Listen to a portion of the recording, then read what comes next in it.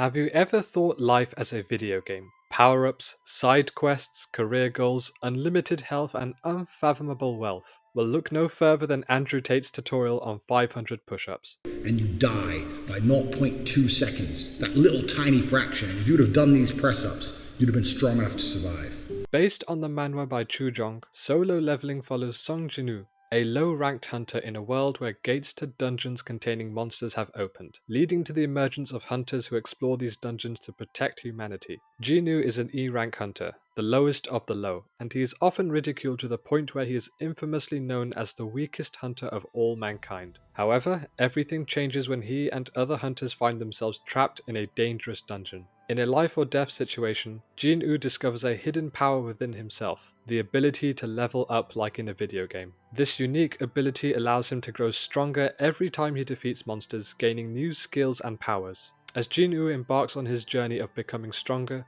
he uncovers dark secrets about the world of hunters and dungeons. He faces numerous challenges, battles powerful foes, and gradually rises through the ranks, becoming one of the most formidable hunters. So in essence, this anime is about a guy who starts from the bottom and quickly rises to the top. That's all there is to this. There isn't really much to the plot. Each story arc is a mission for Jinwoo to complete, so he can climb up the ladder to eventually face the ultimate boss villain. Now, I haven't read the original web novel, but from what I hear is that the illustrations are incredible, and if we are to translate this to the world of anime, the animation would apply to the illustrations. So really this anime is dependent on its action and animation, and less so on story. Well, I'm sorry, but that's not going to be enough to hook me.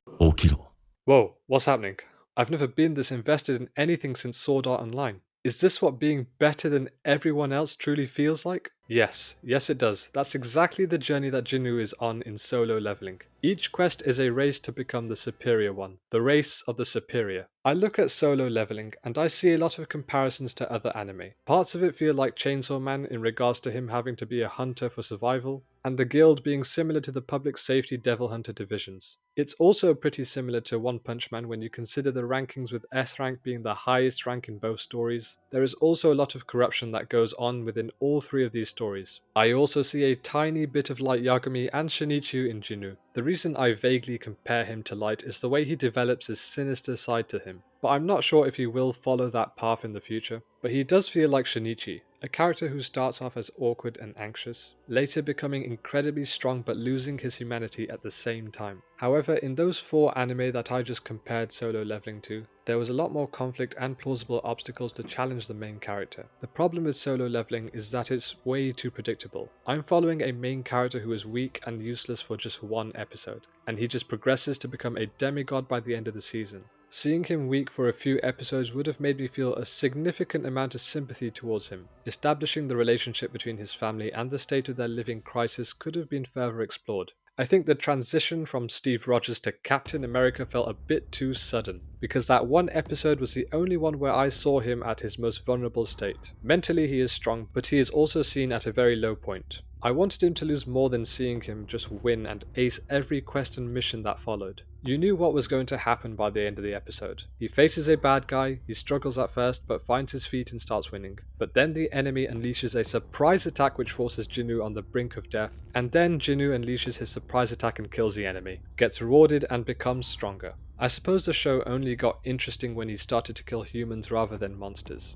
It was really his ultimate metamorphosis from human to hunter. It was also the death of his humanity, a loss of innocence. However, they do not really touch on the psychological effect of taking a human life with any depth. It doesn't really affect him mentally, he just moves on and continues upgrading and gain rewards. I mean, they kind of explore the trauma and mental health of Juhi, but I guess it doesn't really matter since she doesn't have the system to block her of that weakness. It's insane. Let me tell you something. Depression is not real. Feeling depressed is real. I like that they have supporting characters in the show who have good relations with Jinwoo, but if they don't really help him in any way, then they're really just squandered and might as well be NPCs. I'm not saying they should upgrade and become just as powerful as Jinwoo. I'm also not saying that they should assist him on his missions to defeat the enemy. The way that characters like Johi and Chi-yul can be useful is by simply giving them a good amount of time where they can have their own subplots. And who knows, maybe anime will explore this in the future. We're only 12 episodes in at this point, and the reason I'm saying this is because Jinwoo is not the most interesting character in the world. There's nothing special about him. This power could have been given to anyone and we would be following them with the same level of investment. I think providing story arcs for Johi and Chiyul, exploring their past lives and their tribulations and then connecting these arcs to the main narrative. For me, this is the best way for solo leveling to thrive. By expanding and exploring more characters offers different perspectives and further enriches the world of this anime. I mean, it looks like they're slowly setting up characters like that S-rank hunter and the friend of Jinu's sister as pivotal characters, so there is promise that the anime is heading in a direction that gives other characters a chance to stamp their mark on this story. The change of Jinu is evident from a physical perspective, but I want to see the mental change of Jinu. He's always been mentally strong, even before he became a player of the system. He's cool and more relaxed, and that's because he's not being tested by anyone. There is no character really challenging him. He keeps finding ways to win with ease.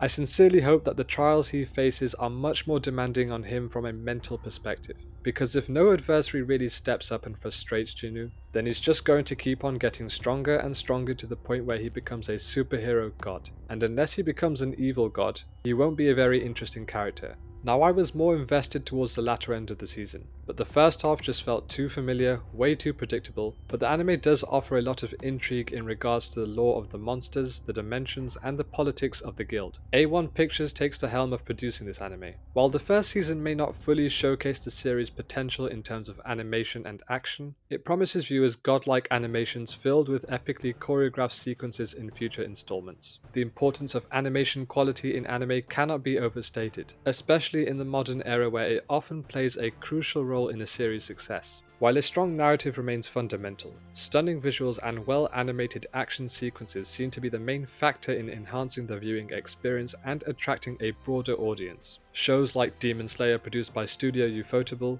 have garnered immense popularity due to their exceptional animation quality. The fluidity of movement, attention to detail, and breathtaking visual effects elevate the storytelling and immerse viewers in the world of the series. Demon Slayer is particularly renowned for its beautifully choreographed fight scenes and vibrant animation style, which have captivated audiences worldwide. Similarly with Solo Leveling, the promise of incredible animation by A1 Pictures has generated significant anticipation among fans. As I repeat, the first season may not fully demonstrate the series' potential, the expectations of high quality visuals and epic action sequences in future seasons has kept viewers eager for more. In the competitive landscape of modern anime, exceptional animation can set a series apart and draw attention, even among viewers who may be initially unfamiliar with the source material. The success of series like Demon Slayer underscores the significance of animation quality in captivating audiences and establishing a strong presence in the anime community. The adaptation of Solo Leveling with animation by A1 Pictures signifies the importance of delivering visually impressive and engaging content in today's anime industry.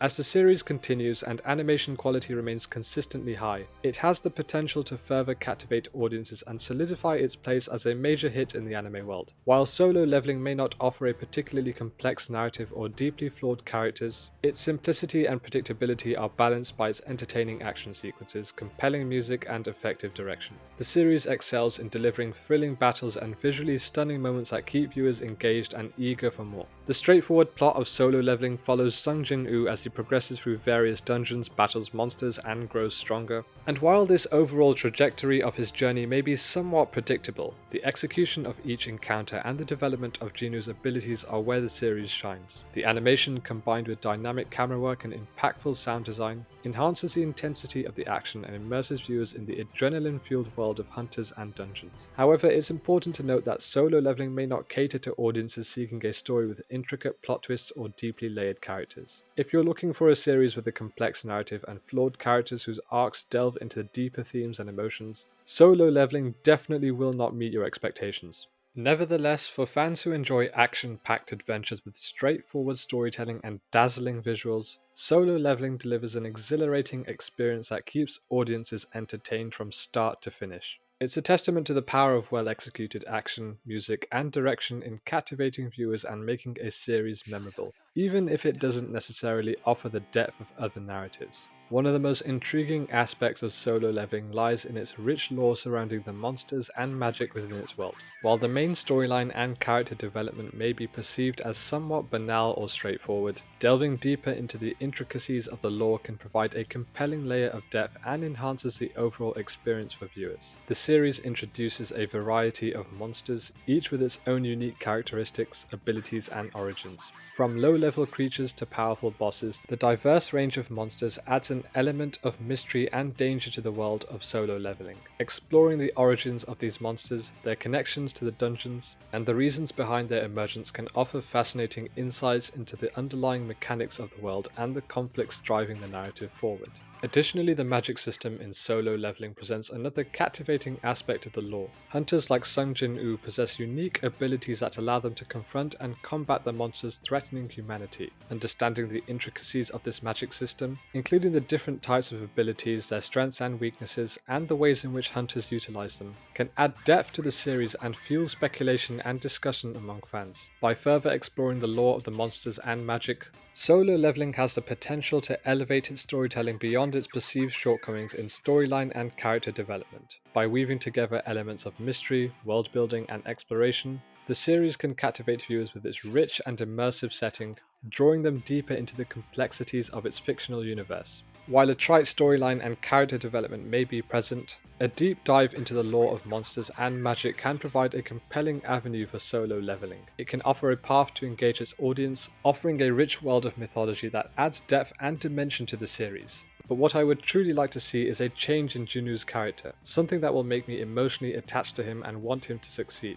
because I couldn't really care less if he does die. The anime hasn't spent enough time to reflect on his background with his parents, his own personal goals, what he was like before becoming an E-rank hunter. The success of solo leveling should be more dependent on Jinwoo as a character and less so on the action and animation. By making him more powerful, you make him less interesting.